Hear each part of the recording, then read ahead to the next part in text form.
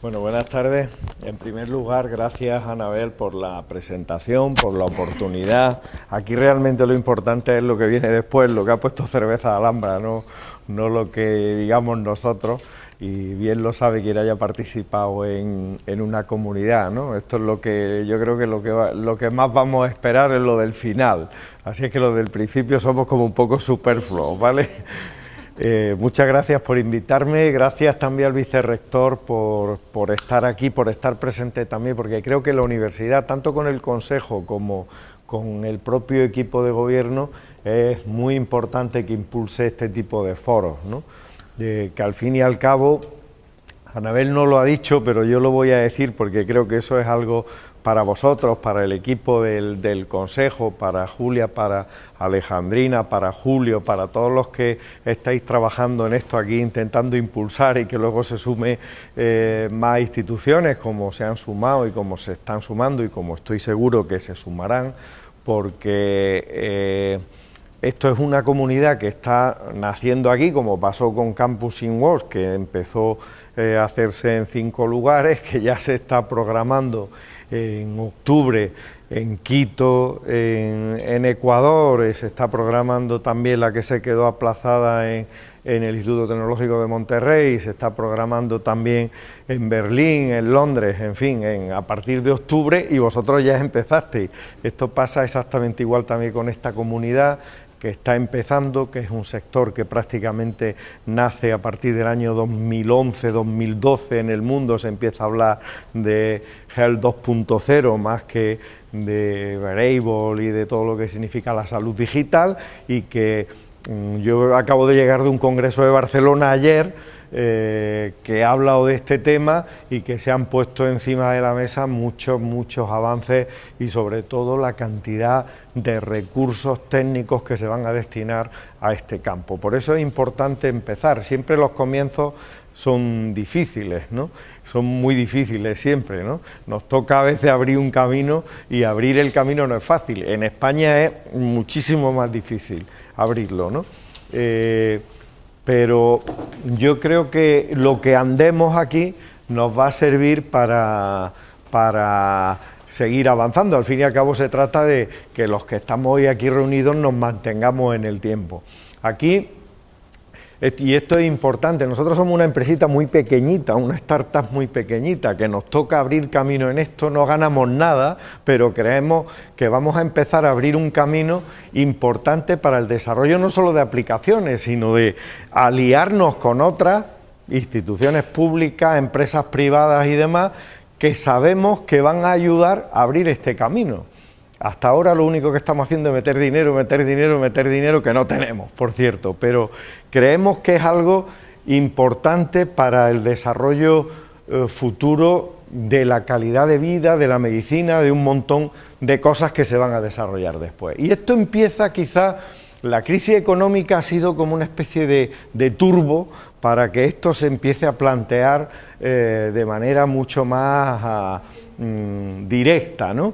Pero no como aquí hemos entendido en Europa la crisis económica, que es recortes sobre lo que había, sino con la conciencia de que no hay recursos para todos, de que los recursos son escasos y de que hay determinados servicios que hay que plantear otra forma de hacerlo más eficiente, seguramente con menores costes, porque se empieza a ver que también la escasez de recursos empieza a generar algo que es lo más escaso cuando hay abundancia de recursos, que es la creatividad. Curiosamente, cuando hay escasez de recursos, cuando más creatividad hay, ¿no? Esto no solo lo decimos nosotros o lo dicen los que colaboran en las políticas públicas, sino que esto lo dice el MIT, lo dice, en fin, entidades que están estudiando todo lo que significa el desarrollo del EGEL en el mundo. Fijaros que,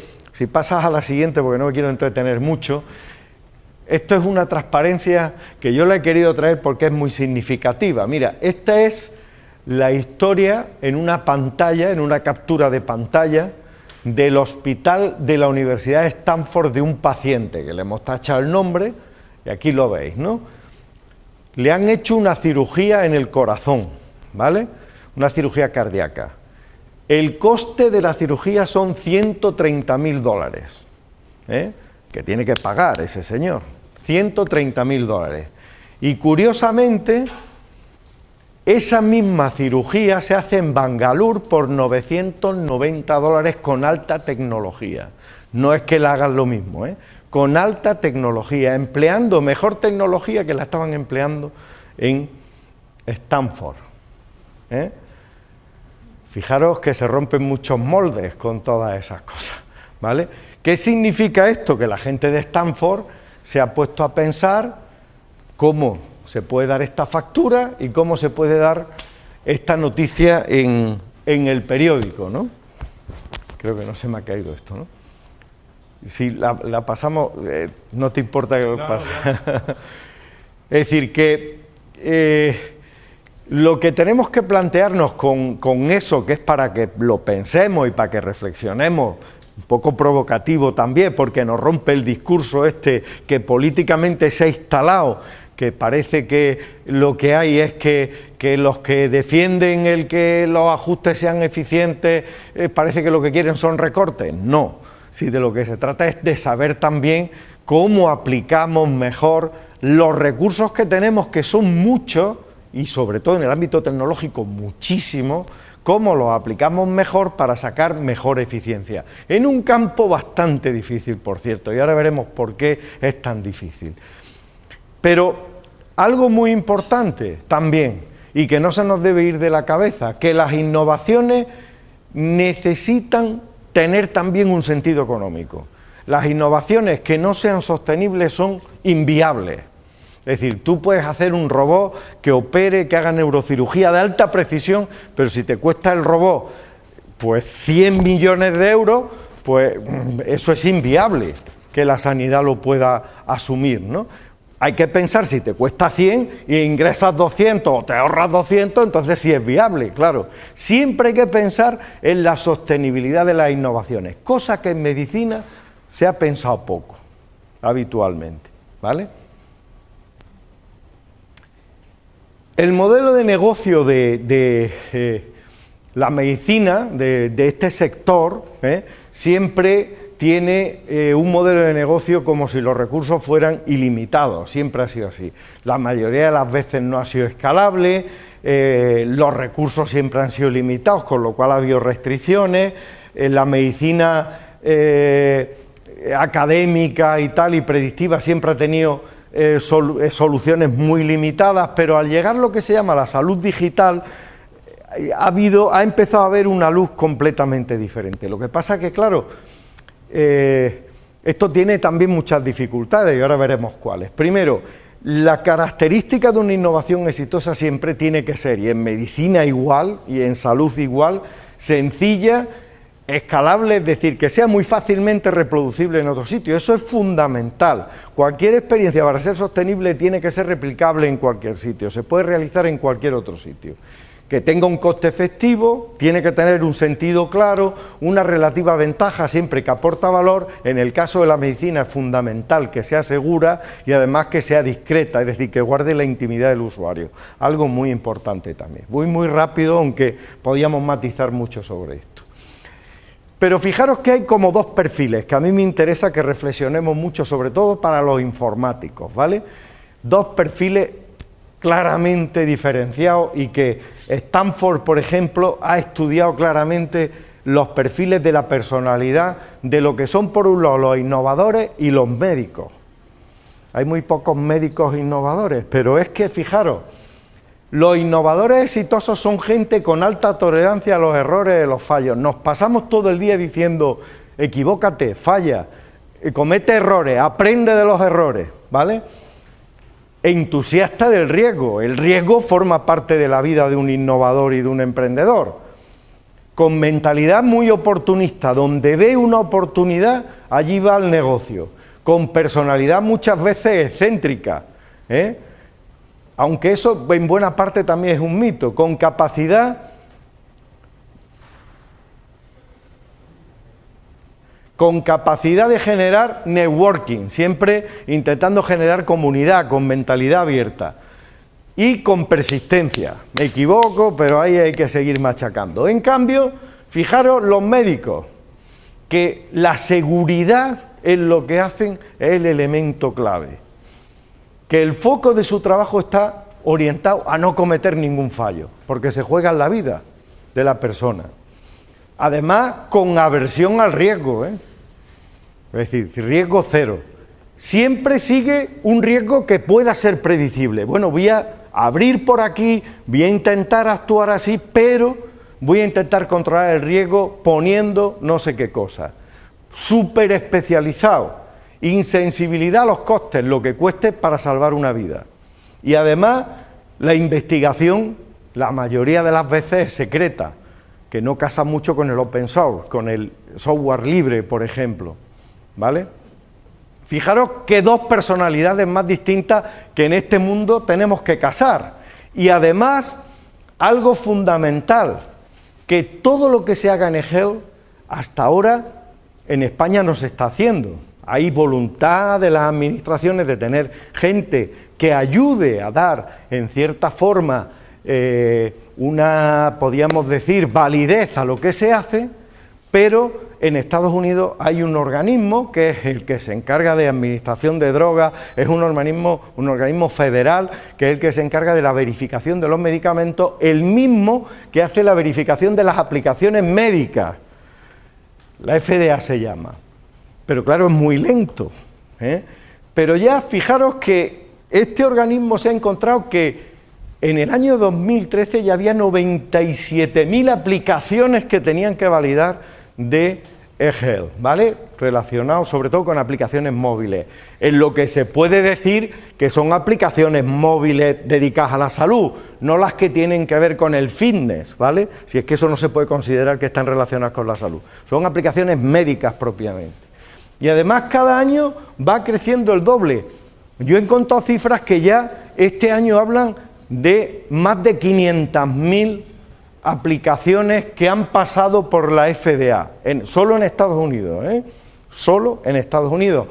Ya lo que pasa es que como es un mercado global, hay muchas aplicaciones que se hacen en Europa que las pasan por la FDA porque no hay un organismo todavía como él, que además tenga unos estándares que sea suficientemente ágil como para que le dé esa salida. Y además, fijaros en la cifra tan impresionante, que en el 2018, según el FDA también, puede haber 1.700 millones de usuarios en el mundo que utilicen aplicaciones estrictamente de salud, y lógicamente eso va a tener un efecto extraordinario en los cuidados de salud. Fijaros que la FDA, que yo creo que es la que va a marcar la pauta, como pasa siempre, en lo que se definen aplicaciones móviles, esto es muy importante que lo sepamos para una comunidad que va a trabajar en este sector. Es muy importante partir de aquí. Yo voy a poner en GitHub, en el espacio común que vamos a tener de esta comunidad y que va a poner el consejo de esta comunidad, pondré esta presentación. No os preocupéis que la vais a tener, además con las direcciones para poder ir a los informes, casi todo está en inglés, pero podéis ir a los informes, a las distintas direcciones donde sacar la información de aquí. Pero es muy importante que sepáis que el producto sanitario regulado de lo que puede ser una aplicación significa que cuando el uso previsto de una aplicación móvil es para el diagnóstico de la enfermedad, importante, o de otras condiciones, o para la cura, para la mitigación, tratamiento o prevención, o tiene intención de afectar la estructura o cualquier función del cuerpo del hombre, la aplicación móvil es un dispositivo, es decir, sirve para la salud. Claro, medir esto tiene tela, es decir, tú no puedes decir, no, yo he hecho una aplicación que mide el nivel de oxígeno en sangre. ¿Y quién lo dice eso? ¿Quién lo certifica eso? No, por los fluidos, porque esto lo que hace es que te mide el color y por el color. Apple acaba de decir que su reloj mide esto, no ha pasado por la FDA, Apple. Claro, es que eso es muy difícil. Un electrocardiograma o un ritmo cardíaco que se relacione con el electrocardiograma y que sea médicamente significativo, eso necesita una validación de la FDA, ¿vale? Y además, en fin, aquí tenéis una serie de información que relaciona pues algunas de las cosas para las que se regulan las aplicaciones, ayudar a los usuarios a realizar un seguimiento o es propietario de su salud, por ejemplo, para los seguidores de la dieta, el ejercicio, el sueño, el estado de ánimo, aplicaciones que proporcionan acceso a los registros electrónicos de salud, a los pacientes que le ayudan a comunicarse con los médicos, o portales de videoconferencia, todas esas cosas, eso no son aplicaciones de salud, que tienen que pasar por la FDA, me refiero, por un organismo regulador. ¿Vale? Esto es importante diferenciarlo. Estas son las que se pueden hacer sin pasar, que también pueden ser de salud, es decir, que también hay una discusión sobre si esto es salud o no es salud. Claro que es salud, podés hablar con tu médico en tiempo real y tranquilizarte sobre algo que te está ocurriendo, pues claro que es salud también, ¿no? En fin, IAs que realizan el cálculo de cosas como el índice de masa corporal, la fecha de vencimiento del embarazo, todo ese tipo de cosas, ¿vale? Sí está regulado, y esto sí que ellos tienen ya la regulación estandarizada y es importante seguirla, ir a su base de datos, que la tienen abierta, etcétera, etcétera. Un control para dispositivo médico como una bomba de manguito de presión arterial, medición de la insulina, transformar el móvil en un dispositivo médico como estetoscopio electrónico, un lector de glucosa en la sangre, un electrocardiograma, medición de oxígeno en sangre.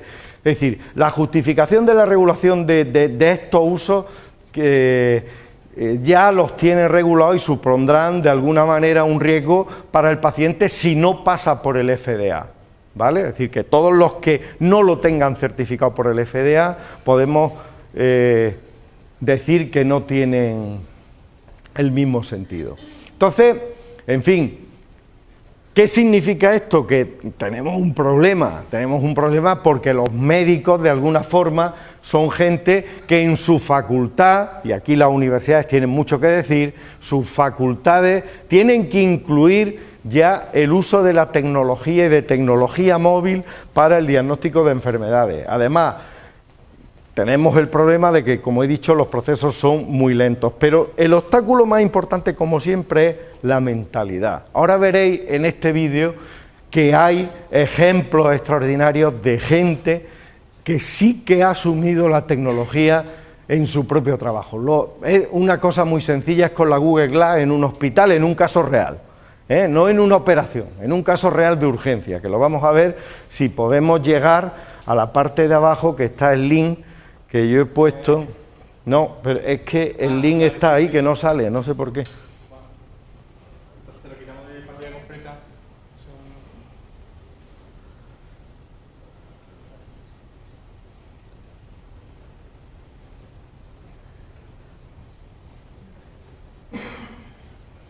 Debe estar ahí. A ver si está arriba. Pues no sé por qué no ha salido ahí. Como es un PDF, no, es que he puesto el link aparte para que se viera, pero luego lo pondré al final, ¿vale? Se ve claramente cómo es un vídeo buenísimo, que el enlace lo vais a tener, de cómo un paciente mayor va atendido en la ambulancia con alguien que tiene la Google Glass y va saliendo la historia del paciente, se comunica con el médico que lo está esperando, el médico tiene también la historia, le graba la exploración neurológica inicial al llegar a urgencias, cómo eso lo pone también en contacto con su historia, cómo habla con otros especialistas, en fin, es una lucha desigual. La medicina tradicional y el e-health, es una lucha tradicional y con el árbitro de mantener la vida, que es de lo que se trata. Por eso he querido representarlo con esos luchadores de sumo. Eso no entraba. ¿Sigue? La siguiente. Pues algo ha pasado en el ordenador.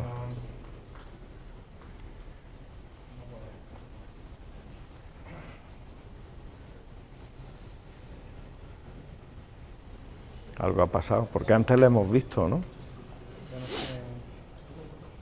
Mira a ver en la original. Bueno, mira a ver en el pendrive, que a lo mejor en el pendrive está bien.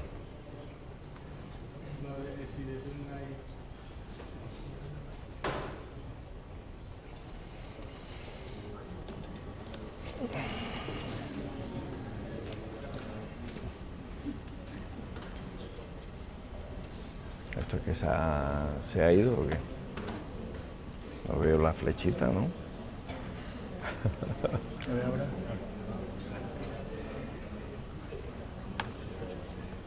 Y aquí está el que yo he descargado y este es el del temprano.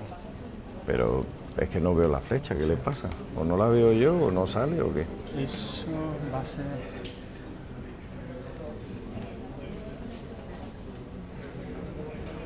Déjatelo ahí y luego lo ves. Ahí. No, pero es que el que yo creo que no sale es ese. Vale, lo vamos aquí.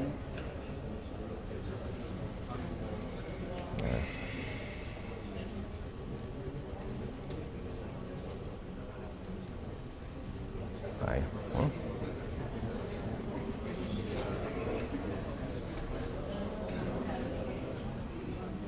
Ahí está, por ejemplo, el vídeo. Sí, ¿no?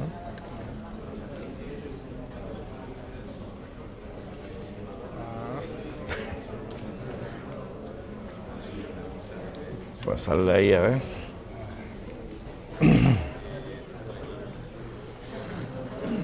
Sigue más abajo. Vamos a seguir, luego ponemos el vídeo, ¿vale?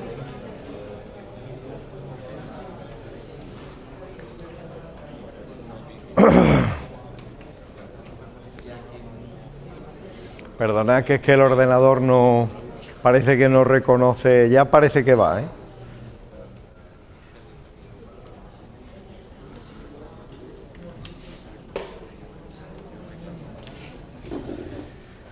Ahora vamos a ver las cosas que creemos, hay como dos partes, ¿vale? Vamos a ver qué aplicaciones serían posibles, sobre qué aplicaciones serían posibles trabajar, tanto, digamos, en el cuerpo humano, ¿vale?, como en el entorno.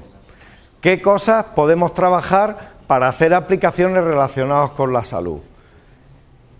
Y lo que es más importante, no solo aplicaciones para nuestro cuerpo y aplicaciones para nuestro entorno, el reto de futuro está en unir los dos. Es decir, por ejemplo, si yo tengo un dispositivo que me está midiendo mi sueño, ¿qué actividad he hecho durante el día que ha provocado que tenga menos sueño? Es decir, si tengo un registro de si he leído antes de dormir, cuánto tiempo he leído, si tengo el registro de si he leído email antes de irme a dormir, si tengo el registro de haber hecho actividad física, ¿cómo correlaciono esos registros que luego tengan una suerte de datos que me ayude a correlacionar unas variables con otras, ¿no? Ahí estaba, ¿no?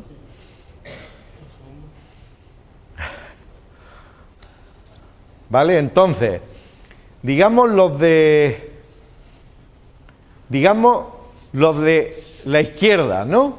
Actividad física y movilidad, es decir, aplicaciones que midan cuestiones que están relacionadas por el espacio vital donde nos movemos, el peso y el porcentaje de grasa, los signos vitales, como el ritmo cardíaco, la temperatura y la respiración, la nutrición y el nivel de hidratación, el alcohol y el tabaco, el descanso y el sueño, la meditación para quien la haga o la relajación, el estado de ánimo, las emociones propias y las de los demás que se pueden medir, el nivel de estrés, de sonrisa, dolor, postura, orgasmo y postura, memoria. Y por otro lado, muy importante también, porque ya se puede medir, el tiempo, la humedad, la temperatura, el tiempo y la productividad, refiriéndonos al tiempo, al clima, ¿vale? Clima, humedad, temperatura, el tiempo que utilizamos en qué y la productividad que tenemos, el nivel de mail, web, docs, proyectos que estamos trabajando, imágenes, fotos, vídeos que usamos, gasto de dinero, electricidad, combustible, distancia de viaje realizados en avión, tren, coche, medida del oxígeno que respiramos, llamadas, SMS, uso de datos, libros leídos, zapatos, camisetas, todo esto se puede medir, ¿vale? Es decir, que ya empezamos a dejar de ser personas offline. ¿vale? Para ser personas online. Esto será lento, pero no tan lento como a algunos les gustaría, sino que es mucho más rápido de lo que pensamos, ¿vale? Mucho más rápido, porque hace 5 años, algunos se acordará y verá si alguna de las cosas que estamos viendo aquí, ya la veré, yo he puesto 4 infografías aquí muy significativas de cómo se usan los wearables y no me voy a detener en ello, lo voy a detener en la presentación y podéis consultar sobre todo pues las cifras, los datos, qué conectar, etcétera, etcétera. Fijaros que esto que se ha hecho en la unidad en la universidad, en una universidad argentina, chip inteligentes que diagnostican enfermedades de forma inmediata. Chip que van como una pegatina en la piel, ¿vale? O esto que lo vamos a comercializar nosotros, que es una máscara de Neuron, que se llama la empresa, que lo que hace es que te enseña a controlar el sueño. Te enseña a controlar tus propios sueños. Con una luz que te proyecta, midiéndote la temperatura y te va dando instrucciones de cómo controlar tu propio sueño, ¿vale? De forma que ahí tenéis los datos que indican que prácticamente el 19% de las personas puede controlar su salud con una aplicación, o una parte de su salud, con una aplicación de smartphone, ¿vale? Esa es una de las tendencias que yo creo que son fundamentales, ¿vale? Aparte de que el 77% de los usuarios de Internet buscan información de algún tema relacionado con su salud. ¿Pasamos? Esto es muy importante, este concepto que he puesto esta de la Universidad de Stanford, que creo que es fundamental, la colaboración interdisciplinar. Este campo es fundamental que sepamos que diseñadores, médicos, informáticos tienen que estar de manera conjunta trabajando. Y aquí tenéis todo el mundo de lo que significa los wearables, lo que se llama los wearables, ¿vale? De todo tipo de wearables, ¿eh? Y muchos más que van a aparecer, ¿vale? Este es el nuestro, por ejemplo, y os voy a contar una experiencia que estamos ya realizando con este pequeño dispositivo y conectado al reloj, que lo que hace es, fundamentalmente, aquí os he traído el esquema de la organización del sistema, que con ese pequeño, aquí lo tenéis, con este pequeño dispositivo que se coloca aquí, ¿vale? Validado evidentemente por la autoridad americana, etcétera, etcétera, toda la señal la manda al reloj que tiene 3G, que lleva una tarjeta 3G incorporado, el reloj a su vez lo manda con el geoposicionamiento de dónde está a la base de datos entra en la historia con el perfil individual, esto se analiza con una serie de indicadores en función de la respuesta que da habitualmente ese paciente, con 5 indicadores: presión sanguínea, pulso, electrocardiograma permanente y en pasivo para el usuario, muy importante, nivel de oxígeno en sangre, ¿vale? Es decir, que ese análisis permite tener estos 5 niveles de respuesta con el usuario, ¿vale? Los niveles de respuesta puede ser que no haga nada, puede ser que cambie la dieta, que cambie el ejercicio, que cambie la medicación, puede ser que hable con un enfermero, puede ser que hable con su médico, puede ser que vaya a un servicio de urgencia e inmediatamente a atenderlo. Ese es uno de los ejemplos que estamos aplicando nosotros y que estamos desarrollando en este momento nosotros, ¿vale? Este es otro también, con otra empresa española. La otra era una empresa danesa y alemana que hemos hecho, que dependen de Bayer y que hemos hecho con ellos. Esta también es una empresa que ha apoyado Bayer y que lo que hacemos es atender en situaciones de emergencia. Esto es para sanitarios.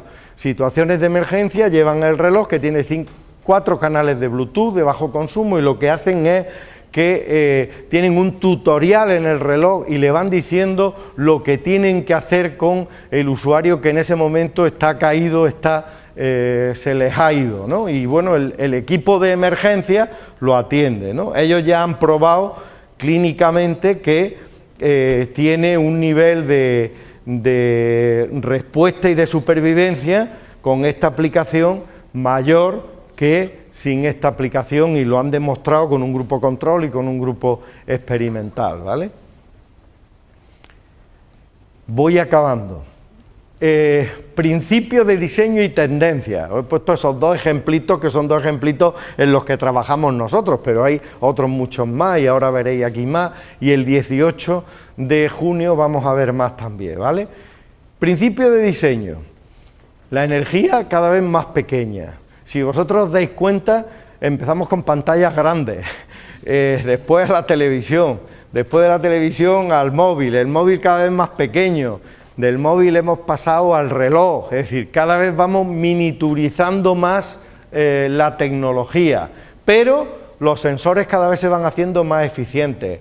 Las apps móviles, que son las que más se van a desarrollar, el Big Data como uno de los elementos fundamentales en el tratamiento de esa información, con una cosa muy importante en el campo de la salud y que es un negocio importantísimo, la seguridad de los datos. La seguridad y la confidencialidad de los datos. Ya hay empresas en el Silicon Valley que están ofreciendo a sistemas de salud seguridad específica en la nube para temas de salud, con unos desarrollos muy específicos, y están trabajando en ese nicho concreto. La visualización de los datos es muy importante. Un electrocardiograma aquí no se ve. Es muy importante cambiar el formato, el aprender a dar formatos mucho más amigables para que la gente lo pueda incluso leer, porque el vídeo de la Google Glass, que lo veréis luego, lo que hace es, la persona que está con la Google Glass no escribe nunca, lo que hace es hablar y recibir, los informes los dicta y el sistema los construye y los escribe, ¿vale? Formatos sencillos, en el caso del reloj es un toque, nada más, no puede ser esto de aquí subir y bajar pantalla, ¿vale? Y la gamificación, jugar mucho con los formatos, ¿vale? Las tendencias, importante, el 50% de la gente en USA hace seguimiento de la salud, y el 21% a través de tecnología de la información, en Estados Unidos, ¿eh? Esto según la Facultad de Medicina de Stanford. 700.000 millones de móviles en 2014, 1 billón en 2017, en el mundo, ¿eh? 17 millones de bandas de béisbol vendidos en 2014 en Estados Unidos.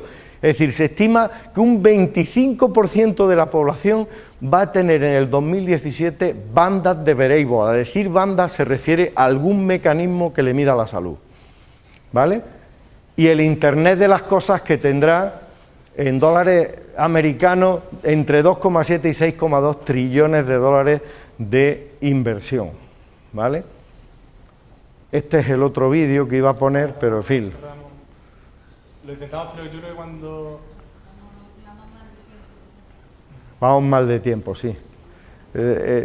Más vale que sigamos y luego vemos los vídeos si tenemos tiempo, ¿vale? Ya estamos acabando. Que no.